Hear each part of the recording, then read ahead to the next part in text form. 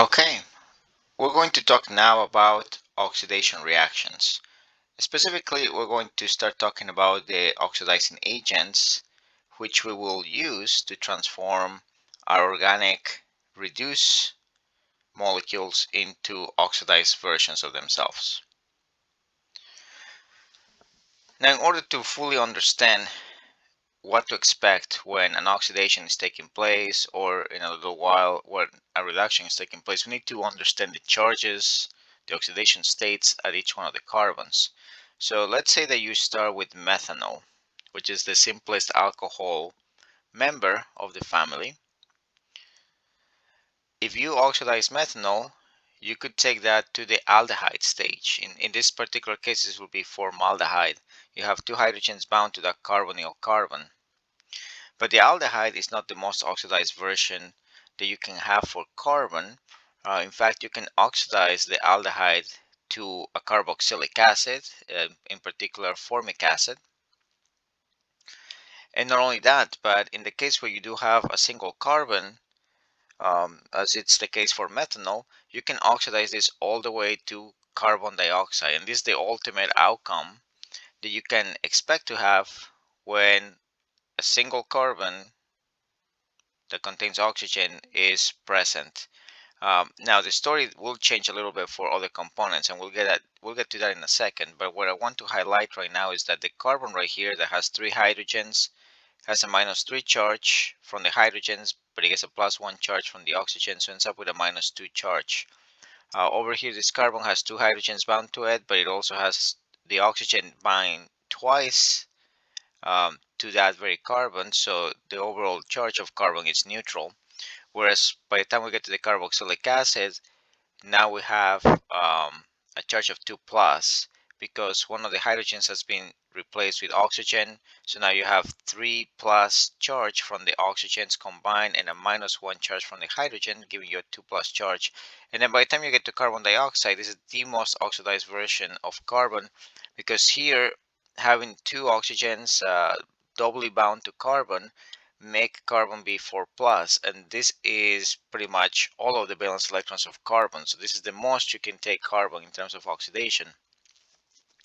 So just by looking at those oxidation states, you can tell for sure, oh yeah, the charge is increasing in value. We go from -2 to 0, we go from 0 to +2, we go from +2 to +4, and every step of the way we are oxidizing carbon. So that's how we know that going from the alcohol to aldehyde, going from aldehyde to carboxylic acid to CO2 is ultimately a sequence of oxidation reactions.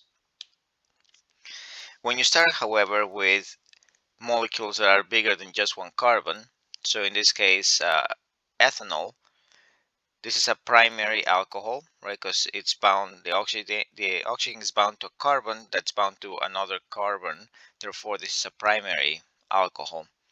In this case, you can oxidize the alcohol to get you to the aldehyde stage. So now we're talking about acetaldehyde. And if you oxidize acetaldehyde, you can get to the carboxylic acid stage. Now, unlike the methanol example we saw before, this is as far as we can go with a primary alcohol, because unlike methanol that had three hydrogens bound to that carbon, ethanol only has two hydrogens. And notice that we only get extra oxidations for every hydrogen that was originally bound um, to that site in which the OH is bound to originally. So this only takes us up to the carboxylic acid stage. And if you look at the charges, the charge of this carbon here is -1 because you have two hydrogens, but then you also have a connection to oxygen, giving you the -1 charge. By the time you get to the acetaldehyde stage, you end up with a carbon with a +1 charge, because this carbon is bound to a hydrogen, but it's bound to oxygen twice. So that's what gives you the +1 charge. And then once you get to the carboxylic acid, you get three connections to oxygen and no connection to hydrogen. So this carbon has a 3 plus charge. And notice that in either sequence, going from the first step to the next step takes a total of 2 electrons. So you always increase this charge by 2 electrons, 2 electrons, 2 electrons, 2 electrons, 2 electrons. So when you get to the secondary alcohol, it will be no surprise to you to find out that there's only one oxidation that takes place, because the carbon where the OH functionality is bound contains only one hydrogen. So this can only go up to the ketone stage. And notice that this is a ketone, not an aldehyde, because the carbon in question already has connections to two other carbons. And if you look at the oxidation states of the carbons, this one happens to be 0. By the time we get to the ketone, we get to the 2+ stage. So once more, the increase in 2+, or the increase by losing 2 electrons, is evident in the charge. Now finally, if you look at a tertiary alcohol, well, the tertiary alcohol does not contain any hydrogens on the carbon that has the OH functionality bound to it. Therefore, tertiary alcohols cannot be oxidized. So even if you tried and you added an oxidant to it, you will get no reaction. You just get the same alcohol back. All right, so this in essence brings us to the set of reactions that we can enact and the type of oxidizing agents that we can use. So let's talk a little bit about that. In particular, strong oxidizing agents are the ones that are going to take you from maybe fully reduced or partly reduced state from the point of view of the oxidation state of carbon to the most oxidized version that you can have. And that will depend upon whether you start with methanol, primary alcohols, secondary alcohols.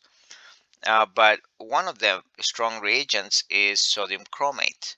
Now, if you think about the chromium atom, this is technically chromium 6. This is highly, this is high valent chromium. You've lost 6 electrons, you have 6+ charge, so that is very much craving for electrons. And that's the reason that this becomes a good oxidant, because it's going to take electrons away from other things. A variation of sodium chromate is dichromate. So sodium dichromate, that's another strong reagent that you can use to oxidize your organic reagents, because once more, chromium is in the 6+ state, so that's high valent. Permanganate is another common one, because here you have manganese in the 7+ states, which is definitely high valent and very much hungry for electrons. So looking at all of these steps once more, if you do start with methanol and you react it with any of the strong oxidizing agents like dichromate, chromate, permanganate, you're going to get methanol to oxidize all the way to carbon dioxide. You're going to get the primary alcohol to go all the way to the carboxylic acid. You're going to get your secondary alcohol to make ketone. And of course, the tertiary alcohol does nothing because you don't have any hydrogens bound to that carbon. But the strong oxidizing agents never stop midway through. You have to go through those steps to get to this final product, but you cannot really stop midway through. The reagent will just be oxidized all the way to the final state. Now there's another reagent that can actually be tweaked, pyridinium chlorochromate. And what you can see here is that if you compare it to chromate, the only difference is that one of the oxides has been replaced with a chloride. And so that's where the name comes from, chlorochromate, implying that one of the oxygens has been substituted with a chlorine. But now this anion is coupled with an organic cation, which makes it a little bit more soluble in organic solvents. Now, if you do treat it and dissolve it in water, which you can definitely do, this thing will be soluble in water, much like sodium chromate, dichromate, and permanganate, then this will behave as a regular strong oxidizing agent, because after all, chromium is still high valent. It is at a 6+ state. So this can definitely carry out those oxidations.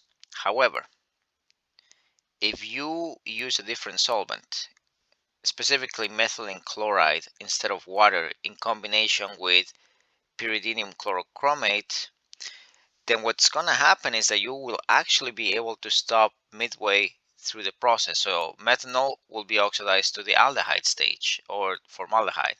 Your primary alcohol will be also oxidized to the aldehyde stage.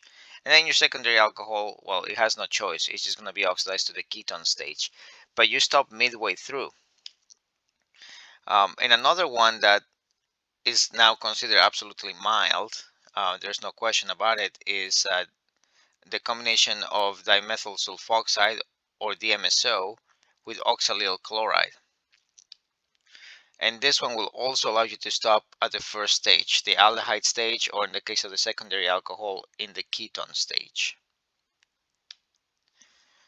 All right, now just to give you also some extra